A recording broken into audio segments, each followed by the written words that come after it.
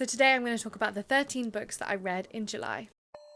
It was such a mixed bag of a month. Normally I find my reading wrap-ups are mostly 3-star and 4-star books because I feel like I'm pretty good at knowing my taste. I don't really hate books that often, and I'm also kind of harsh on what I give a 5-star to. But this month we are all over the place with quite a few books I was really disappointed in, and also found some old favourites and rediscovered them. So let's get into it. I actually think it'd be fun if I rank these books while I'm reviewing them, so I think I'm going to rank them from best to worst because I'm feeling kind of positive today. Miso's decided to join the video. She's so cute. This is my child. I think this is Miso's first appearance on the YouTube channel. Just gonna hang out back there. So I want to start off with the best books that I've read this month, and it's an oldie but a goldie. I've been rereading the series of Unfortunate Events, and it has been so much fun. So far I've read the first 3 books, and honestly they get better and better. Like the last one, The Wide Window, was very close. Is it The Wide Window? Yeah. The Wide Window was very, very close to a 5 stars for me. I love the humour of these books.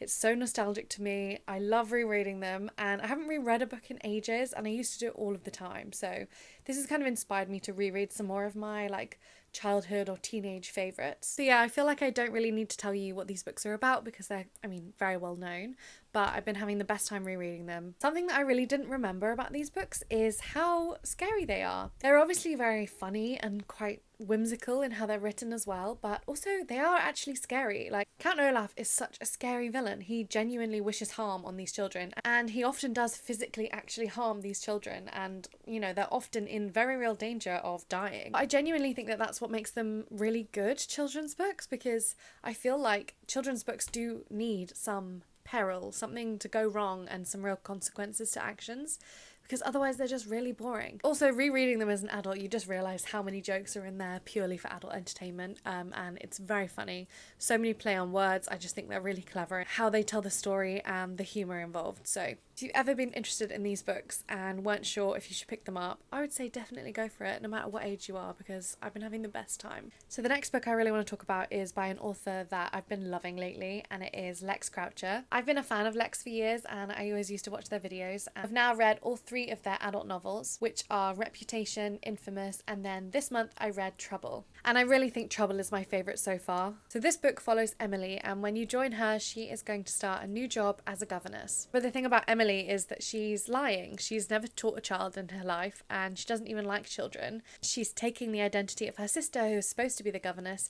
but who's fallen ill, and she's planning to go be a governess as long as she can, and also steal as much as she can and get out of there with making as much money as she possibly can. I just loved this book. It was really fun to have such a prickly and mean main character, and also she remained prickly and mean throughout. The humour in Lex's books is really dry, and I always find it really funny, and this is no exception. This book really reminded me of The Sound of Music, so if you love that, then I would definitely pick it up, but be warned that this is not a very sweet Julie Andrews character. Our main character in this book is decidedly very mean-spirited. But she's also just such fun, and I really liked the romance in this book as well. It was quite a slow burn. It didn't really get going until the second half of the book, but a lot of the focus of the book was about all the different characters that are living in this big house, and it had great supporting side characters. I loved all the interactions and the different personalities. So I'd just say if you want a fun, light-hearted read, then definitely try this out. Next books I want to talk about, I've already talked about a little bit on my page. I did a Get Ready With Me while I was talking about this whole series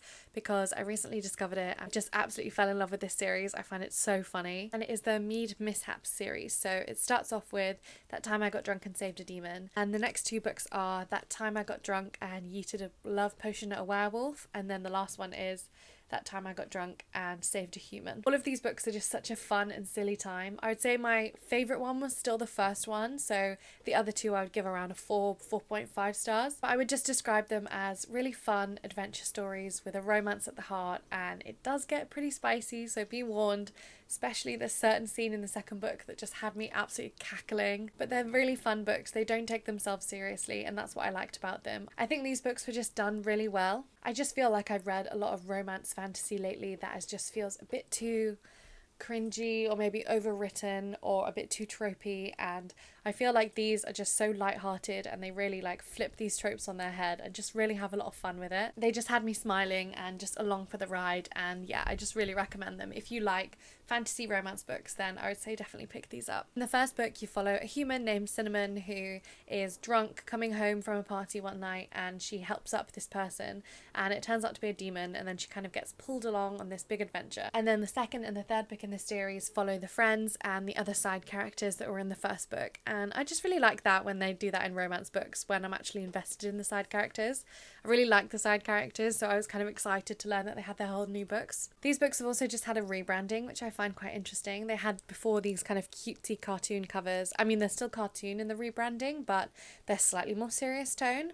I personally would say visually I like the new covers better, but I really see what everyone means by saying that the original covers really like portrayed the vibe very strongly. So let me know if you've read these and also what you think of these new covers. I'd love to know. So the next book I want to talk about, and also probably the last book that I have really positive things to say about, is Soviet Milk. Soviet Milk is by Nora Extena, and I read this for Latvia for my Reading Around the World challenge. This book is really interesting. It follows this unnamed mother-daughter duo, but the way that you're reading the book is really interesting because there's no chapters and the perspectives slip between the mother and the daughter just from paragraph to paragraph, so it's actually very confusing to figure out who's talking because both of the characters are talking about their own mothers and neither of the characters are named, so it's kind of a very strange beginning to the book. So this book follows a mother-daughter duo, and the mother is this very promising doctor and she works with reproductive health. But after a certain incident happens at her work, she is then effectively banished to the Latvian countryside,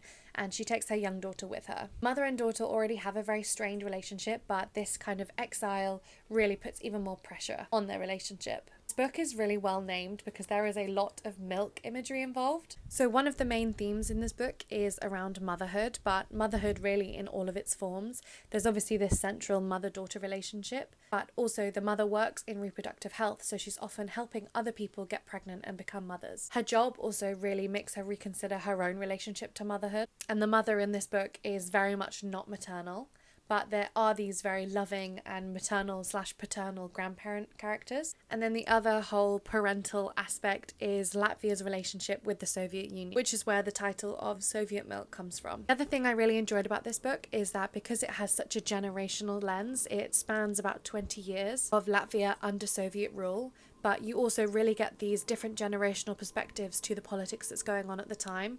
You get the daughter who has never known any different and kind of can't understand reactions to the current political climate in Latvia. You also get the mother who remembers life before and is holding a lot of rage about the current climate in Latvia. And you also get the grandparents who have obviously lived through many changes and are also very fearful. I really enjoyed this book. I learned a lot about Latvia and I'm really glad that I got a chance to read it. So I hope more books get translated from Latvian. The next book I want to talk about is A Second Story. So I picked this up for a cute and cozy read after I saw a bit about it on TikTok, and that's exactly what it was.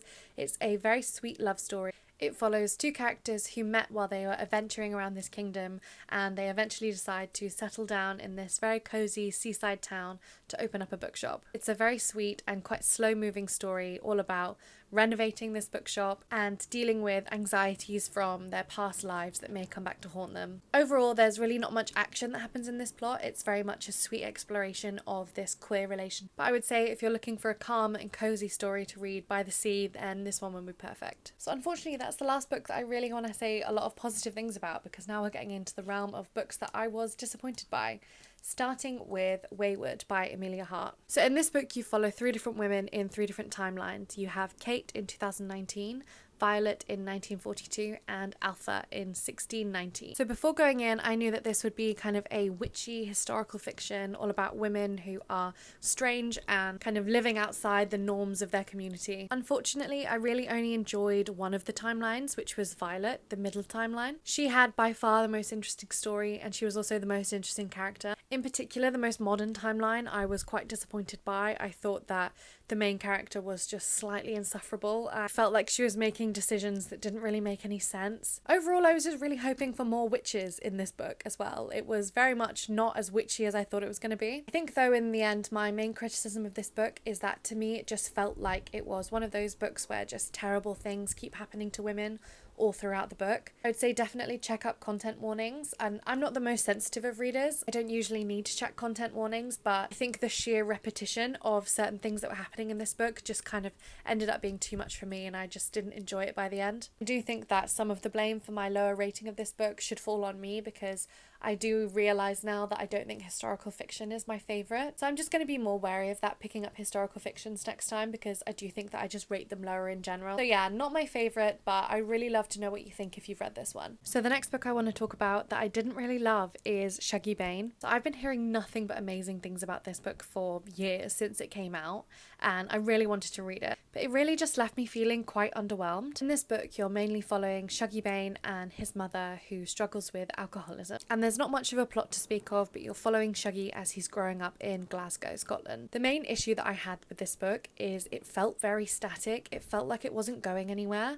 It was quite repetitive in the actions that was happening in the plot, and I think that repetition is fine if you're also getting some emotional growth or some emotional impact to the characters, and I didn't feel like I really got that. Even though it's quite a long book, I really didn't feel like I got much from the characters. I didn't know them very well. You'd get occasional glimpses of these personality traits, mainly from Shaggy Bane himself, where this kind of humour would come through, or these different aspects of their personality, but for the most part it just felt very flat to me. Then by the end of the book, after all of these things having been repeated many times, there's only really one natural ending to the story, and I didn't get any kind of emotional impact from it happening. So in my TikTok review of this book, I compared it to Demon Copperhead, which covers similar themes, but I really enjoyed Demon Copperhead. Both of them follow a young boy throughout their childhood and kind of teenagehood, and both of these young boy characters have mothers who have addiction issues. But what worked so well for me for Demon Copperhead was the character work. I just feel like you knew Demon so well. All his joys were yours, and all his downfalls were also yours. I felt I was really going along this journey with him. He had such a strong sense of character, and his really dry humour kind of carries you through the more difficult parts of the book. I was really emotionally connected to him, and just none of these things happened with Shuggie Bain. I do just think overall that Demon Copperhead just had some real sparks of joy and light within the darkness, and it ended on such a hopeful tone despite being a very sad book, and essentially Shuggie Bain just felt very flat to me. But I'll be really interested to know what you think if you've read this book as well. To me, this was like a 2-star or maybe a 2.5 stars. The next book I want to talk about that I was also disappointed in was The Bone Shard Daughter. This has been on my list for years, and I was really anticipating reading it, but I just kind of got to about halfway through the book and realised I really wasn't really enjoying this read. Really wouldn't say that it's a terrible book. Nothing really annoyed me or infuriated me about the book. This book, you're following a few characters, but one of the main characters is the Emperor's daughter, and the Emperor has reigned for decades, and he rules with an iron fist, and he controls the kingdom with something called bone shard magic, which is essentially using these bone shards from his subjects to create these animal-like constructs. And you're following the Emperor's daughter as she is trying to prove her worth to him to learn this bone shard magic and also maybe take over his reign. I really like the concept of this story. I also really like the setting. It's set on these disparate islands, and it's called the Drowned Empire. I thought that that was really evocative as imagery, but I think essentially it just really fell down in execution. Character motivations were really muddy at times, and they just weren't very consistent. Also, the book just felt incredibly long, and I guessed one of the main plot twists that was going to happen at about the 50% mark, which then made it slightly boring for the second half of the book as they were being revealed. It was like a solid 2 stars for me. So yeah, despite this being one of my most anticipated reads of the year, I don't think I'll be carrying on with this series. So the next book I want to talk about is Remarkably Bright Creatures, and I've heard really amazing things about this book, and unfortunately I was really disappointed. So this book mainly follows Tova, who is an elderly woman who's quite lonely and takes a job cleaning in an aquarium. And here she meets and makes friends with Marcellus, who is a Great Pacific octopus. My main issue with this book, I think, is the pacing. It was incredibly slow paced, and again, I guessed quite a lot of what was going to happen quite early on, so then it felt even slower to me. I also think it was supposed to be this quite sweet friendship between this elderly woman and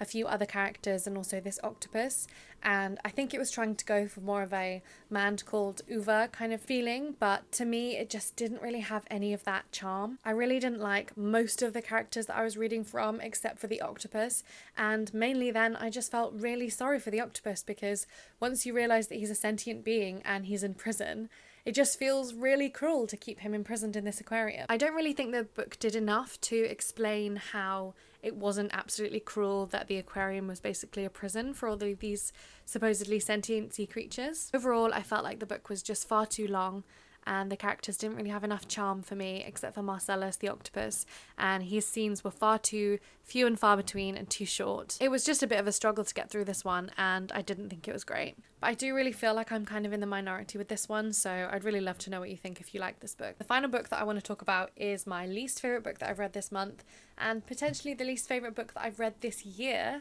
and it is The Discomfort of Evening. Now this is actually really interesting because I would not say that this is the worst book.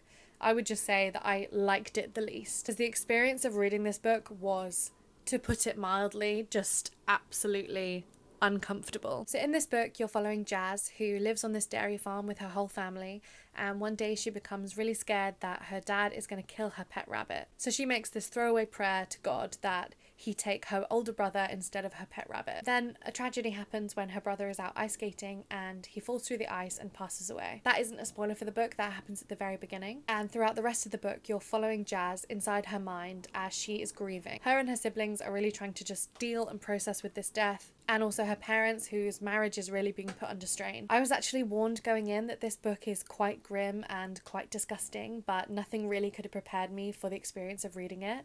It is so intensely gross in so many parts.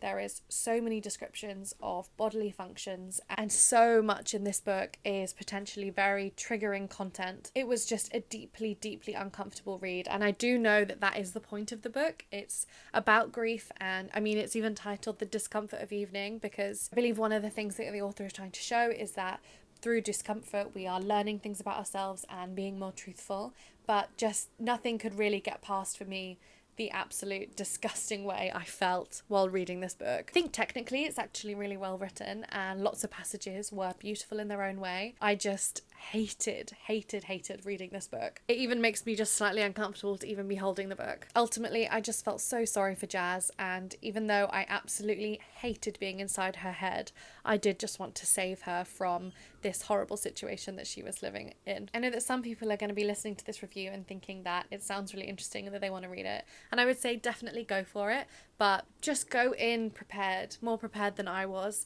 that this book is grim. Okay, so those are the 13 books I read in July. I'd love to know what you think if you've read any of these, and I'll talk to you again soon. Bye!